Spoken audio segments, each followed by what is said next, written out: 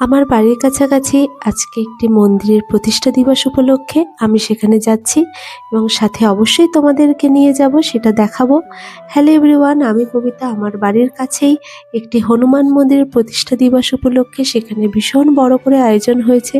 তোমরা দেখতেই পাচ্ছ, মন্দিরের পুজো চলাকালীন খানিকটা পুজো আরতি হয়ে যাওয়ার সাথে সাথে সেখানে ভোগ নিবেদন করা হয়েছে। খুব সুন্দর করে ভোগটা ঢেকে নিয়ে যাওয়া হচ্ছিল এবং আরতির পরে ব্রাহ্মণ চামর দিয়ে সবার মাথায় দিচ্ছিলেন।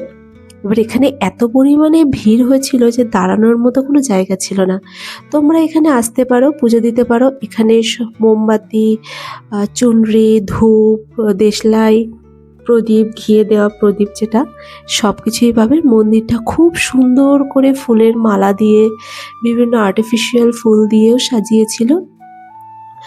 আর এখানে যে হোম যজ্ঞটা হচ্ছিল সেটা তোমরা এই ভিডিও সাউন্ডে বুঝতে পারবে কিভাবে তিনি মন্ত্র উচ্চারণ করছিলেন। আর চতুর্দিক থেকে বসে খুব সুন্দরভাবে যেটাকে আহুতি দেওয়া বলে সেটাও দিচ্ছিল, যে ভোগ দিচ্ছিল, যেটা অগ্নিদেবতাকে বা বিভিন্ন যেটা দেবদেবীকে ডাকা হয় তাদেরকে ভোগ নিবেদন করা হয়। এখানে ঘিও নিবেদন করছে।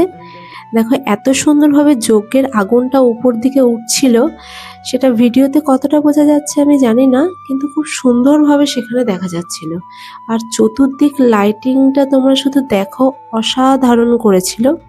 তোমরা এখানে আসতেও পারো, পুজো দিতে পারো। খুব জাগ্রত মন্দির।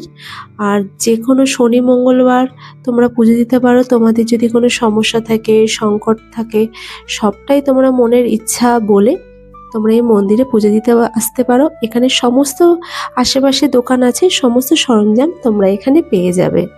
Thank you.